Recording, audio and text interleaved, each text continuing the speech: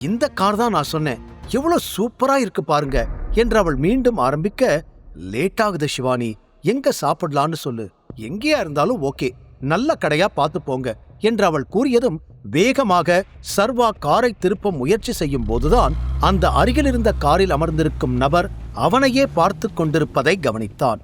கூடவே அந்த காரில் இருக்கும் டேஷ்போர்ட் கேமரா நடக்கும் அனைத்தையும் படம் பிடித்துக் கொண்டிருப்பதும் அவனுக்கு தெரிய சர்வாவிற்கு குழப்பமும் சந்தேகமும் அதிகமானது. யார் இந்த மர்மமான நபர்? அர்ஜுன் யார்? அவனுக்கு சர்வாவை எப்படி தெரியும்? சர்வா தனது கார் போலவே இருந்த மற்றொரு காரும் அந்த இடத்தில் இருப்பதை கவனித்தான்.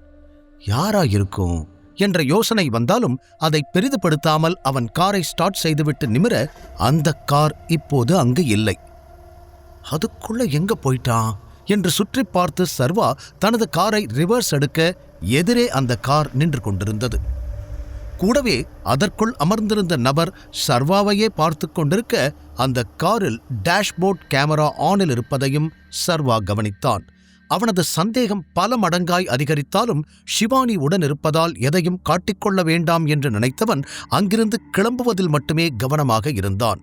அப்போது, சர்வா, இது என்னது என்று ஏதோ பேசிக்கொண்டு அவனை நெருங்கி வந்தாள் ஷிவானி.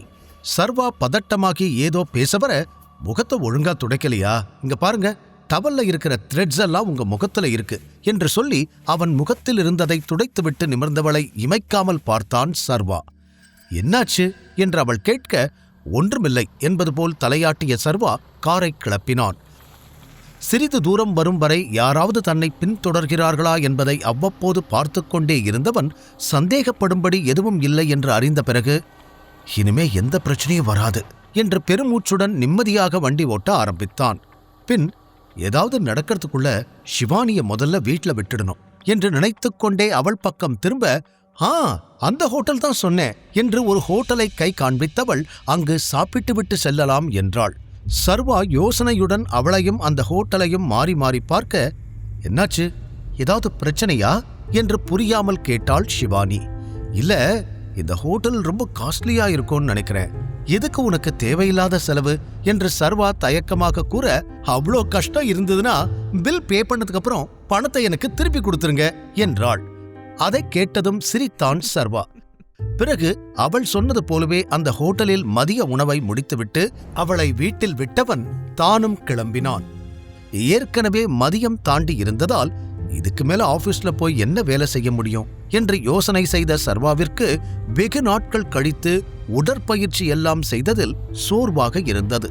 அதனால் நேராக வேதிகாவின் வீட்டிற்கு வந்துவிட்டான். கதவை திறக்க யாருமே இல்லை. நைட்ல தான் யாரும் இருக்க மாட்டாங்க, இன்னைக்கு என்ன மதியத்துல யாரையும் காணும் என்று யோசித்துக் கொண்டே உள்ளே நுழைந்தவனுக்கு அப்போதுதான் தன் மூலமாக அவர்களுக்கு கிடைத்த அந்த பெரிய டீல் கேன்சல் ஆன விஷயம் ஞாபகம் வந்தது. ஓஹோ, எல்லாரும் இந்நேரம் ஆபீஸ்ல உட்காந்து இதை எப்படி சரி பண்றதுன்னு சீரியஸா டிஸ்கஸ் பண்ணிட்டு இருப்பாங்க போல. அதுவும் நல்லதுதான் என்று நினைத்த சர்வாவிற்கு தனது அதிகாரத்தை பயன்படுத்தி அவர்களை தேவையில்லாமல் கஷ்டப்படுத்துகிறோம் என்று ஒரு ஓரத்தில் தோன்றியது. மற்றவங்களுக்கெல்லாம் இந்த மாதிரி பாவம் பார்க்கலாம், இவங்களுக்கெல்லாம் பார்க்கவே கூடாது. அதிகாரம் இருக்கிறவங்க சாதாரண மனுஷனை கஷ்டப்படுத்தினா எப்படி இருக்கும்னு இப்ப அவங்களுக்கு தெரிஞ்சிருக்கும் என்று தன்னுடைய செயல்களுக்கெல்லாம் நியாயம் சொல்லிக் கொண்டவன் நேராக அறைக்குள் வந்து கட்டிலில் விழுந்தான். விழுந்து கண் மூடிய வரைதான் அவனுக்கு நினைவில் இருந்தது. அடுத்த நாள் வரை சர்வா எழுந்திருக்கவே இல்லை. முழுதாக 12 மணி நேரம் தூங்கி முடித்தவன் மெதுவாக காலையில் கண்விழிக்க அவன் முன்னால் வழக்கம் போல தயாராகிக் கொண்டிருந்த வேதிகா மேக்கப் செய்வதில் கவனமாக இருந்தாள். ஹாய், குட் மார்னிங் என்று அவளை பார்த்ததும் கூறினான். அதற்கு உடனே அவனை திரும்பி பார்த்த வேதிகா, இப்ப நீ என்ன வேலை பார்த்துக்கிட்டு இருக்க, கம்பெனி பேர் என்ன என்று கேட்டாள் யோசனையோடு. அவளை பார்த்த சர்வா கட்டிலிருந்து எழுந்தபடி, இமேஜிங் செக்யூரிட்டிஸ், அங்க ஜெனரல் மேனேஜரா இருக்கேன், இதை உன்கிட்ட ஏற்கனவே சொல்லி இருக்கேன் தானே?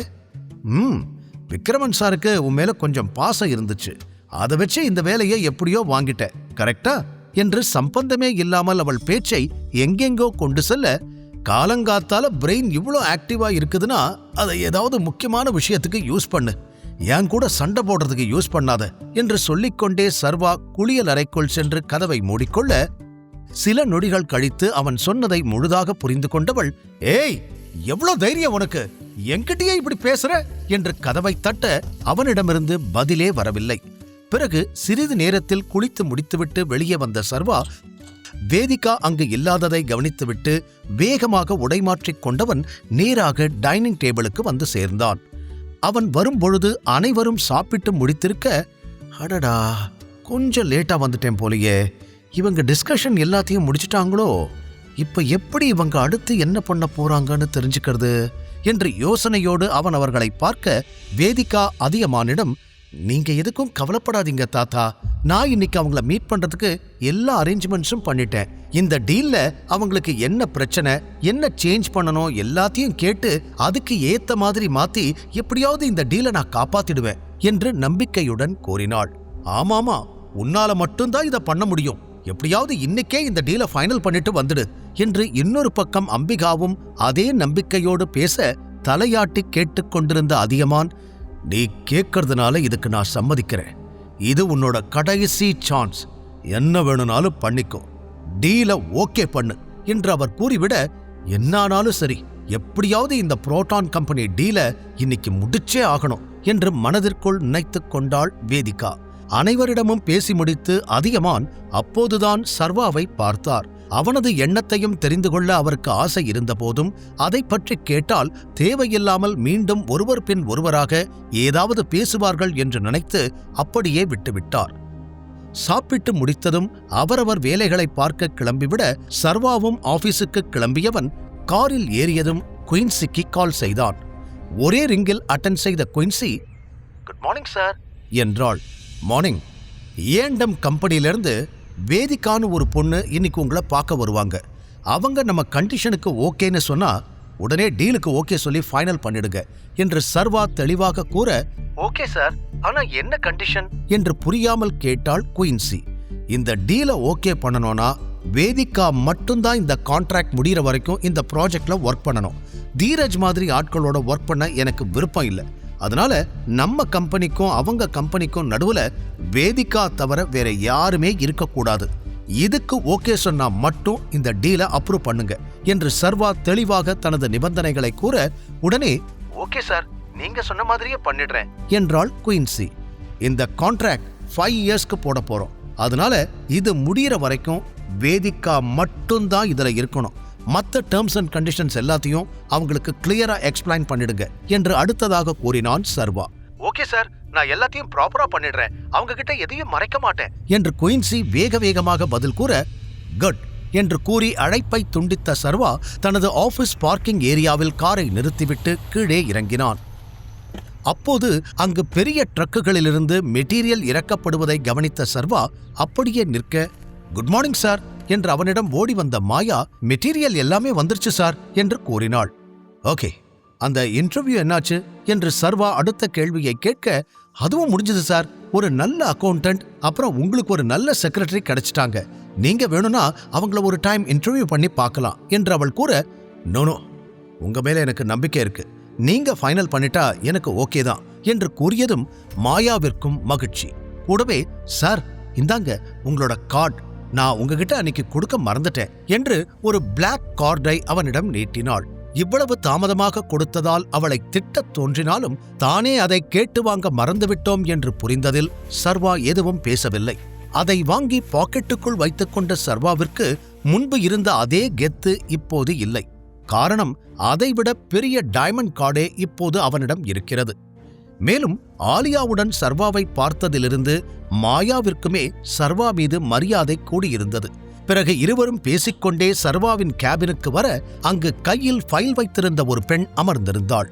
சார், இந்த பொண்ணுதான் உங்களோட புது செக்ரட்டரி என்று அறிமுகம் செய்து வைத்தாள் மாயா. அந்த பெண்ணும் சர்வாவை பார்த்ததும் எழுந்து நின்று, hello sir, my name is Divya என்று அவள் தன்னை அறிமுகம் செய்து கொள்ள சின்ன தலையசைப்பை மட்டும் கொடுத்தான் சர்வா. மாயா அங்கிருந்து கிளம்பி விட்டாள். மெட்டீரியல்ஸ் எல்லாம் வந்துருச்சு, இன்ஜினியர்ஸை ஒர்க் ஸ்டார்ட் பண்ண சொல்லணும் என்று அவன் கூற சரி என்று தலையசைத்தாள் திவ்யா.